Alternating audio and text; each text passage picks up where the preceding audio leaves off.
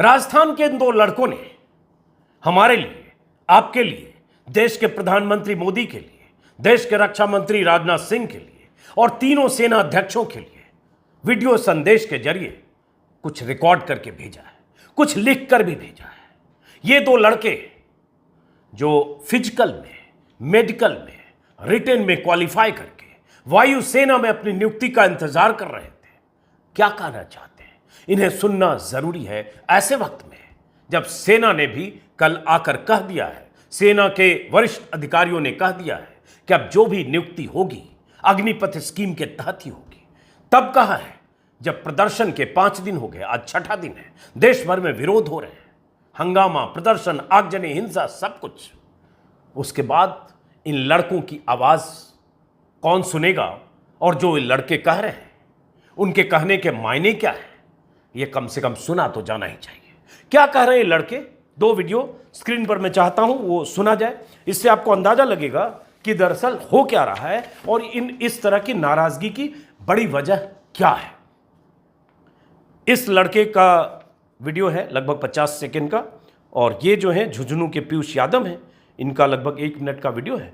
पीयूष ने ही मुझे कॉल किया था और फिर कहा कि मैं अपनी समस्या आपसे शेयर करना चाहता हूं। उन्होंने मुझे व्हाट्सएप पर रिकॉर्ड करके वीडियो भी भेजा और कुछ जानकारी भी टेक्स्ट की। तो मैं चाहता हूं पहले पीयूष का ये आप वीडियो देख सुनिए, इससे आप खुद समझ जाएंगे कि इन सब की परेशानी कैसे बढ़ गई है और जो बात कह रहे हैं उसकी मजबूत वजह है। सुनिए जरा पीयूष क्या कह रहे हैं। हमारी मांगे केवल इतनी है कि हमारी जो पीछे का जो रिक्रूटमेंट था जो पिछले 2 साल से पेंडिंग में चल रहा है उसको पूरा करो। अगर आपको कैंसिल ही करना था तो 2 साल पहले कैंसिल कर देते। अब हम कहाँ जाएंगे? 2019 में मेरी भर्ती आई थी, नोटिफिकेशन 2019 में आया था, 20 के अंदर उसका प्रोसेस पूरा चला, फिर 21 के अंदर उसका प्रोसेस चला, अभी तक उसकी ज्वाइनिंग नहीं दी गई है। अभी आप उसको कैंसिल कर दोगे। मुझे 3 साल क्यों रोका गया? मैं अपना किसी दूसरी चीज के अंदर तैयारी करता। मेरा सेंट्रल यूनिवर्सिटी के अंदर मेरा सिलेक्शन हो गया था बीटेक के अंदर, लेकिन मैंने उसको नहीं किया। क्यों? क्योंकि मेरा एयरफोर्स के अंदर सिलेक्शन हुआ था, मैंने एयरफोर्स को प्रेफरेंस दी। और अभी आप बोल रहे हो कि अग्निपथ के थ्रू अब आगे नई वैकेंसी आएंगी, वो अग्निपथ के थ्रू आएंगी। ठीक है, आप नई वैकेंसी किसी के थ्रू लेके आओ, हमें कोई मतलब नहीं है इससे। अगर मुझे जाना होगा, मुझे पसंद है वो वैकेंसी, तो मैं उसके अंदर जाऊंगा, नहीं मैं अल्टरनेट खोजने की कोशिश करूंगा।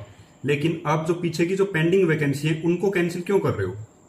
ये तो आप 2 साल से कर रहे हो। वायुसेना में भर्ती का इंतजार कर रहे पीयूष ने क्या कहा आपने सुन लिया। अब जरा इनको भी सुनिए और उसके बाद इन लड़कों ने क्या लिखकर भेजा है। और ये 2 लड़के ऐसे 2 नहीं हैं, ऐसे हजारों हैं। तो इनको आप इन 2 लड़कों की आवाज को नुमाइंदगी मान लीजिए, उन हजारों युवाओं की नुमाइंदगी जो इंतजार कर रहे थे कि वो पुरानी स्कीम के तहत उनकी भर्ती होगी और कोई फिजिकल, मेडिकल या रिटर्न क्वालिफाई करके बस नियुक्ति का इंतजार कर रहे थे। क्या करें सुनिए। जय हिंद सर, मैं एक एयरफोर्स एस्पिरेंट हूं जो जॉइनिंग का वेट कर रहा हूं। मैंने फिजिकल, मेडिकल, रिटेन टेस्ट सब क्वालिफाई हूं और मेरा मेरिट लिस्ट में भी नाम है, लेकिन सरकार ने हमारी जॉइनिंग रोक दी और रीज़न दिया due to Covid and administrative reasons. Sir, मेरी मेरिट लिस्ट मई 2021 में आ गई थी, लेकिन 1 साल कंप्लीट हो गया, लेकिन अब तक हमारी जॉइनिंग नहीं दी। और सरकार ने 14 जून 2022 को एक स्कीम लाती है, अग्निपथ स्कीम, और कहती है कि आपकी पेंडिंग वैकेंसी सभी cancel. Sir please complete my pending. सुन लिया आपने, ऐसे हजारों लड़के ये कह रहे हैं कि आपको आगे अग्निपथ स्कीम से भर्ती करना है, करिए। लेकिन जिनकी भर्ती प्रक्रिया रुकी हुई है 2 साल से कोविड की वजह से, और जो बस नियुक्ति का इंतजार कर रहे हैं, कुछ प्रोसेस का हिस्सा बनकर गुजर चुके हैं, क्वालिफाई कर चुके हैं, उनकी भर्तियां तो पूरी करिए। इन 2 लड़कों ने अपने संदेश में यह भी लिखा कि ये पूरा करके उसके बाद आप जो स्कीम लॉन्च करना है करिए। और ये बहुत सारे लड़के कह रहे हैं क्यों करते आप, लेकिन 2 साल का बैकलॉग जो है वो पूरा करते। अब इन्होंने लिखकर भेजा है, दोनों लड़कों ने, पीयूष ने और इन्होंने, कि भारतीय वायुसेना का अभ्यर्थी हूं, मेरे साथ धोखा हुआ है। 6500 अभ्यर्थी पुराने तरीके से फिट हैं, पिछले 1.5 साल से ज्वाइनिंग का इंतजार कर रहे थे। सरकार ने अग्निपथ लाकर पीछे की सारी भर्ती कैंसिल कर दी जो पेंडिंग चल रही थी। हमने 2019 में फॉर्म भरा, 2020 में लिखित परीक्षा हुई, उसका रिजल्ट भी आया। 2021 फरवरी से अप्रैल तक फिजिकल टेस्ट, मेडिकल टेस्ट चले। 2021 में हमारी PSL लिस्ट आ गई। उसके बाद से हमें केवल इंतजार करने को बोला गया और अब सब हमें कैंसिल कर दिया गया है। हमें महीने के लास्ट में एक नोटिस देते थे और बोलते थे कि इंतजार करो, और अब ज्वाइनिंग का वक्त आया तब कहा गया कि वो सब कैंसिल, अब नई प्रक्रिया से बहाली होगी। ये ऐसे लड़कों की शिकायत है और आप सुनेंगे संजीदगी से तो लगेगा इनकी शिकायत 100% वाजिब है। अब पेंशन में बचाने के लिए पेंशन पे खर्चा 26 से 28% भारत सरकार के रक्षा बजट का होता है, क्योंकि हर साल 50-60 हजार जवान रिटायर करते हैं। वो समस्या भारतीय सेना को के रिफॉर्म की, भारतीय सेना को अत्याधुनिक हथियारों की जरूरत है, उसके लिए बजट चाहिए। ऐसी तमाम दलीलों के साथ बहुत सारे लोग अग्निपथ स्कीम को जस्टिफाई भी कर रहे हैं, लेकिन उसके भी कुछ पहलू हैं। और आज जैसे विराग गुप्ता एक सीनियर एडवोकेट हैं, उन्होंने पंजाब केसरी और नवोदय टाइम्स में एक आर्टिकल लिखा है, उसके कुछ हिस्से और उसके बाद कुछ और लोग जो लिख रहे हैं वो आपको सुनाऊं, जिससे और अलग अलग पहलू आपको समझ में आए। टेलीविजन पर तो आप 50 सरकार समर्थक और अग्निपथ समर्थक लोगों को सुन ही रहे हैं, लेकिन दूसरा पहलू भी, जब विराग गुप्ता ने कहा कि सैन्य बलों के 5.25 लाख करोड़ के बजट में 20% यानी 1,20,000 करोड़ पेंशन के मद में खर्च हो जाता है, हालांकि शायद इससे ज्यादा है। अग्निवीरों की संविदा में नियुक्ति के पीछे वेतन और पेंशन की बचत का सबसे बड़ा पहलू है, लेकिन पेंशन का अधिकांश हिस्सा बड़े अफसरों की जेब में चला जाता है। बचत की कोशिश निचले स्तर पर करने की हो रही है। IAS, IPS, विधायक, सांसद, मंत्री और जजों की भारी भरकम पेंशन को रिव्यू करने की बजाय युवाओं को अग्निपथ पर धकेलना देश की सुरक्षा के साथ और सेना के लिए ठीक नहीं होगा।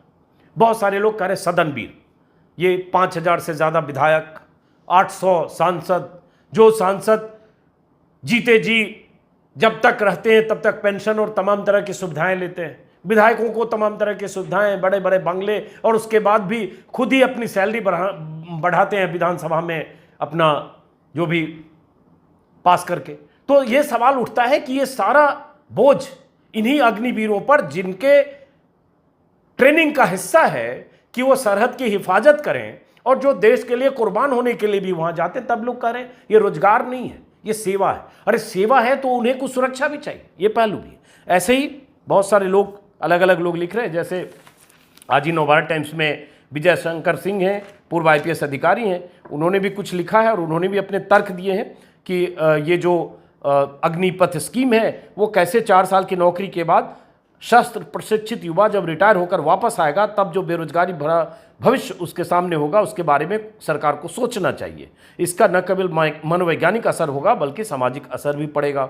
और एक lieutenant general retired PR Shankar ने, उनका वो लेख, आर्टिकल बहुत चर्चित, बहुत वायरल हुआ 4 दिन पहले ही दिन जैसे अग्निपथ स्कीम आई तभी लिखा था किंडरगार्टन आर्मी, और लिखा ये योजना बिना पर्याप्त कर्मचारी और क्षमता के शुरू की जा रही है। इसके तहत कम प्रशिक्षित युवा जब किसी सब यूनिट का हिस्सा बनेंगे, फिर बिना किसी भावना के अपनी नौकरी सुरक्षित रखने की दौड़ में शामिल हो जाएंगे। इन सैनिकों से ब्रह्मोस, पिनाका, वज्र जैसी मिसाइल प्रणाली को चलाने की उम्मीद की जाएगी, जिसे वो संभाल नहीं सकते। पाकिस्तान चीनियों के सामने अपनी रक्षा करने की आशा की जाएगी। हम भले ही अभिमन्यु बन रहे हैं, लेकिन वह चक्रव्यूह से बाहर नहीं निकल पाएगा।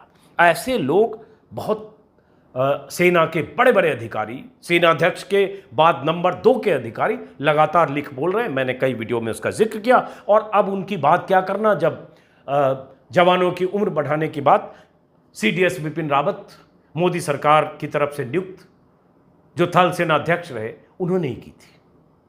तो इसको समझने की जरूरत है।